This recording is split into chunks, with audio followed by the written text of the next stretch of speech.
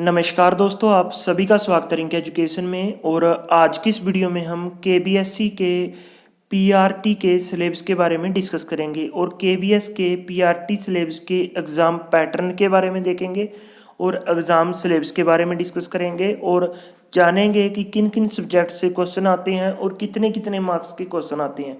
सभी बातों के ऊपर डिस्कस करेंगे केबीएस पीआरटी के सिलेबस के बारे में। बस आप इस वीडियो को शुरू से लेकर एंड तक जरूर देखें ताकि आपका इस एग्ज़ाम से रिलेटेड कोई भी डाउट ना रहे। चलिए शुरू करते हैं।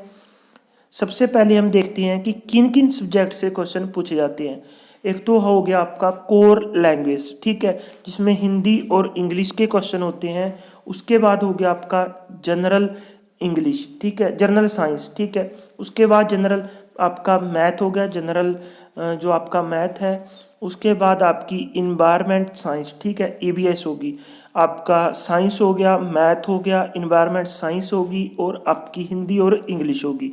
ये आपके सब्जेक्ट होते हैं। 4 पार्ट्स में ये आपका डिवाइड होता है, जिसमें कोर लैंग्वेज कॉम्पिटेंसी, जिसमें हिंदी और इंग्लिश के क्वेश्चन होते हैं। उसके बाद जनरल आपकी साइंस, मैथ और ईबीएस के क्वेश्चन होते हैं। 4 सब्जेक्ट से क्वेश्चन आएंगे।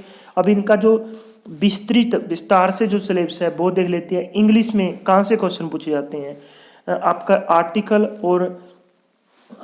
आर्टिकल और डिटरमाइनल होते हैं, प्रेपोजिशन होती है, वर्ब की फॉर्म होती है, एडजेक्टिव होती है, टेंस होते हैं, मॉडल होते हैं, एक्सिलरी वर्ब्स होती हैं आपकी यहाँ पे, ठीक है, एक्टिव पैसिव होते हैं, रिपोर्टेड स्पीच होती है, पंक्चुएशन होते हैं, लेटर राइटिंग होती है, फॉर्मल और इनफॉर्मल लेटर राइटिंग होती है, ऐसे होते हैं करंट इशू पर, ठीक है, स्पीच होती है, वोकैबुलरी होती है, इडियम और फ्रेजेस होते हैं, एंटोनियम सिनोनियम होते हैं, method of teaching English at elementary level, ठीक है। ये आपका इंग्लिश का सिलेबस रहने वाला है, जिसमें ग्रामर होती है आपकी ज़्यादातर और वोकैब होती है, जिसमें इडियम, फ्रेज, एंटोनियम, सिनोनियम और वोकैबुलरी होती है, ठीक है। उसके बाद हम डिस्कस करते हैं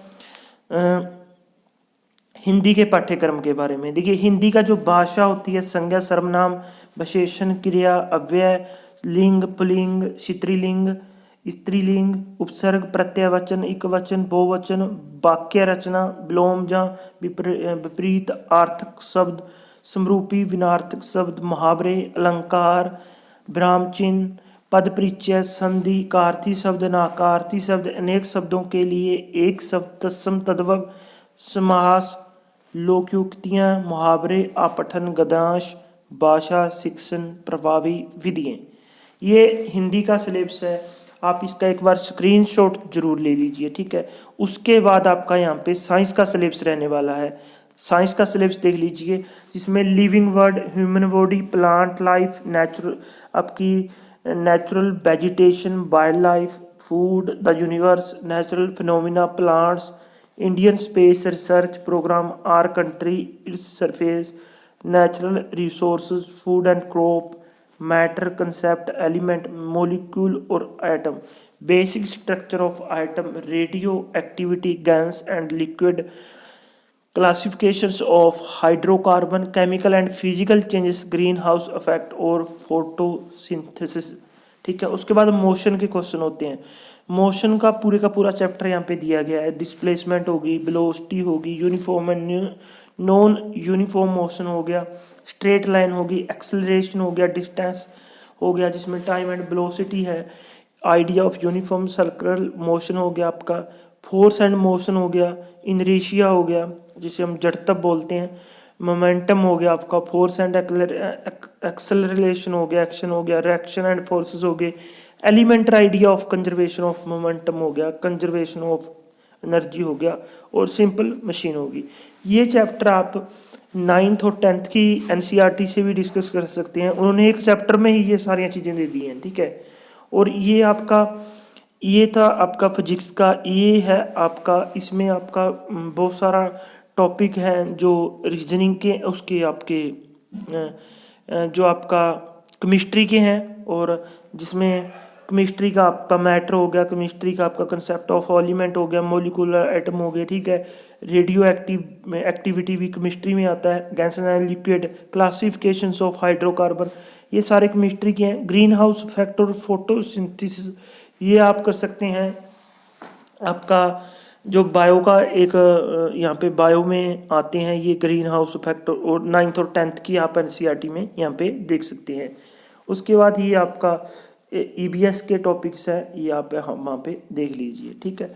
तो ये पूरा था साइंस का सिलेबस। उसके बाद मैथ का, ठीक है, मैथ का देख लेते हैं हम। मैथ में आपका क्या है कि नंबर सिस्टम है और एस्टिमेशंस ऑफ नंबर है, प्लेस वैल्यू हो गया आपका, और वर्ड प्रॉब्लम होगी आपकी, आपका large number, conservation of unit, length, mass हो गया, मल्टीपल फैक्टर्स हो गए, even odd prime, composite number हो गया, एचसीएफ एलसीएम हो गया, रिलेशन नंबर हो गया आपकी, आइडेंटिफाइंग फार्मूला, रूल्स हो गए, इंटीजर एंड प्रॉपर्टीज होगी, ठीक है, फ्रैक्शंस हो, मीन्स कि ये सारे नंबर सिस्टम, डेसिमल और एचसीएफ एलसीएफ के टॉपिक्स हैं। उसके बाद हो गया आपका प्रेपोजिशन ना, आपका प्रोपोर्शंस हो गया, आपके रेशो एंड प्रोपोर्शन, ठीक है, रेशो वाला चैप्टर हो गया ये आपका। उसके बाद परसेंटेज हो गया, प्रॉफिट एंड लॉस हो गया, वर्क एंड टाइम हो गया, वेलोसिटी एंड डिस्टेंस हो गया, और कंपाउंड इंटरेस्ट हो गया, बायनोमियल पोलिनोमियल हो गए। ये बायनोमियल और पोलिनोमियल ये एनसीईआरटी में कर सकते हैं, आपका 10th का और 9th का चैप्टर है। बेसिक ऑफ अलजेब्रा हो गया, लाइनर इक्वेशन, क्वाड्रिकेशन, ये सारी वर्ड रिलेशन प्रॉब्लम, ये सारी 10th में है नीचे वाला। और जो ऊपर वाली है जो एचसीएफ एलसीएम, नंबर सिस्टम और percentage, profit loss, work and time, ये सारी कर सकते हैं आप। आरएस अग्रवाल का मैथ ले लीजिए, जहाँ आप कहीं से भी कर लीजिए, ये आपका अर्थमेटिक मैथ इसको बोला जाता है, ठीक है, वहाँ से आप कर लीजिए। उसके बाद ये थोड़ा जो एडवांस में आ जाएगा, बेसिक ज्योमेट्रिकल आइडियाज़ हो गया, लाइन सेगमेंट रे, ये 9th के चैप्टर्स हैं। वर्टेक्स, इंटीरियर और एक्सटीरियर एंगल्स, ठीक है, सर्कल आ गया आपका, ठीक है, रेडियस उसका डायमीटर हो गया आपका। उसके बाद आपका यहाँ पे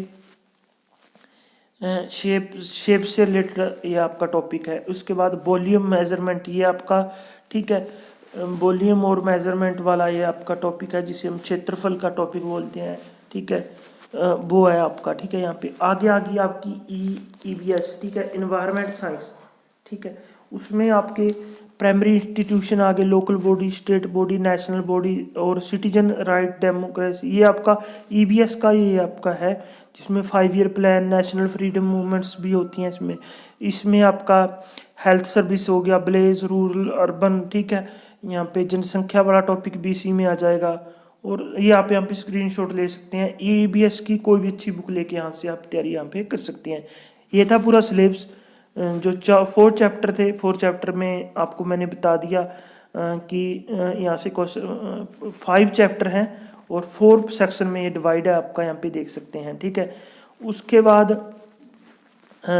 150 मार्क्स का ये एग्ज़ाम होगा आपका, 150 मार्क्स का ये एग्ज़ाम होगा। 90 मार्क्स अगर आप जनरल कैटेगरी से हैं तो आपको मिनिमम 90 मार्क्स लेने होंगे सीटेट के एग्ज़ाम को क्रैक करने के लिए, जो 60% बनते हैं, ठीक है।